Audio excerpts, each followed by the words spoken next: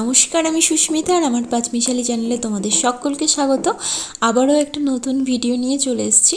আর আজকের ভিডিওটা ছিল আমাদের বাড়িতে লক্ষ্মী পুজো কালী পুজোর পুরো ভ্লগটা, যেটার শর্টস আমি তোমাদের সাথে আগেই শেয়ার করেছি, কিন্তু ভিডিওটা অনেক দিন পর তোমাদের সাথে শেয়ার করছি।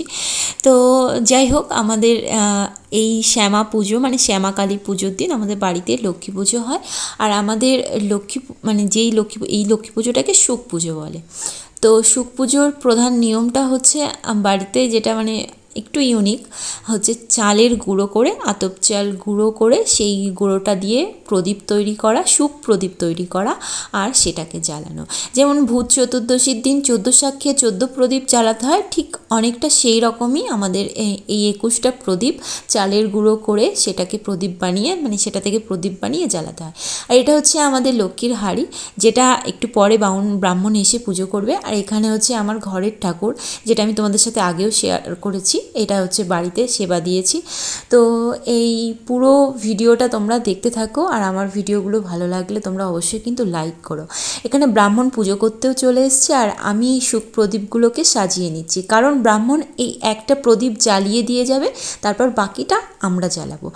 আর অমাবস্যা যেহেতু এইবার অনেকটা তাড়াতাড়ি পড়ে গিয়েছিল, তো বিকেল বিকেল পুজোটা হয়ে গিয়েছে। সন্ধ্যাবেলা বাড়িতে এই যে সুখ প্রদীপগুলো জ্বালিয়ে তোমার জ্বালাচ্ছি আর ঠাকুরকে দেখাতে হয়। এর একটা নিয়ম হচ্ছে, তোমার পুরো প্রদীপটা জ্বালিয়ে আমাদের যে তুলসীর থান মানে মনসার থান সেখানে নিয়ে যেতে হবে মাথায় করে, আর হাতে একটা ঘটিতে জল থাকবে, এবং আকাশের উদ্দেশ্যে এই প্রদীপটাকে মানে 5 বার না হলে যাই হোক বিজোড় সংখ্যা করে ঘুরে বাড়ির মঙ্গল কামনা, বাড়ির সুখ এইসব চাইতে হবে আর কি। এইটাই হচ্ছে এই পুজোর মানে একটা মেন নিয়ম, যেটা খুবই ভালো লাগে আমার।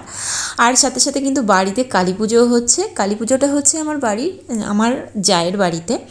আর তোমার আমি ভিডিওর অরিজিনাল যে সাউন্ডটা সেটা মিউট করা এই কারণেই, জানো তো কালী পুজোয় চারিদিকে তোমার মাইক বাজে, মানে তোমার গান বাজবে, আর সেটা যদি শোনা যায় তাহলে তো কপিরাইট আসবে।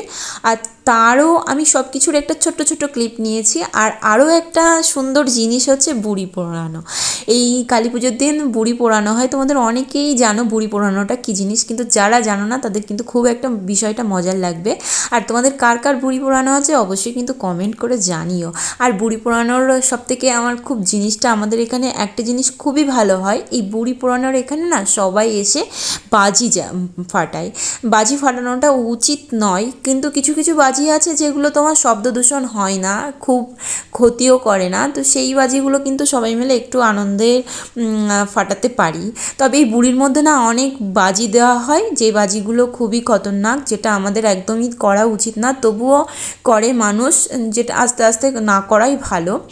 আর আমরা অনেকেই দূরে আছি, আর এই বিষয়টা এখানে এরকম হয়। এরপরে সবাই মিলে মানে আমাদের গ্রামের সবাই মিলে একই জায়গায় একত্রিত হয়ে বাজি ফাটায়, যেটা খুব ভালো লাগে, খুব ভালো লাগে।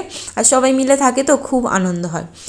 আর তোমার আগের বছরও আমি এই ভিডিওটা আমি দিয়েছিলাম কিনা জানি না, তবে এইবার মানে পুরো বিষয়টা আমি তোমাদের সাথে শেয়ার করলাম, আর সব কিছুর একটু একটু ক্লিপ দেখালাম। পুরোটা দেখানো তো সম্ভব হয়ে ওঠে না।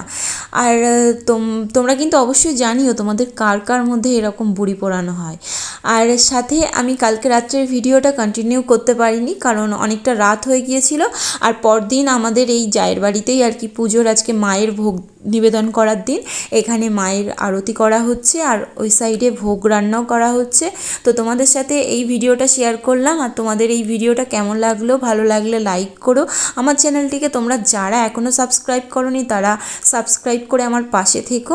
আর এখানে দেখো আমার ছোট্ট পরীটা কেমন নাচছে, ও কোনো বাজনার আওয়াজ শুনলেই এরকম নাচতে শুরু করে দেবে। আমি জানি না বড় হয়ে কত বড় নৃত্যশিল্পী তৈরি হবে, তবে ওকে আমি নাচ শেখাবো, এরকম একটা ব্যাপার। আর এই সাইডে তোমার পুজো হচ্ছে, এই সাইডে আমার ছেলেরা মানে এগুলো আমার ছেলে সম্পর্ক হয়, এরা ভোগ রান্না করছে। এরপর ভোগ রান্না করে সবাই আর কি খাওয়া হবে। তো ভিডিওটা এই পর্যন্তই, আর দেখা হবে তোমাদের সাথে অন্য কোনো ভিডিওতে।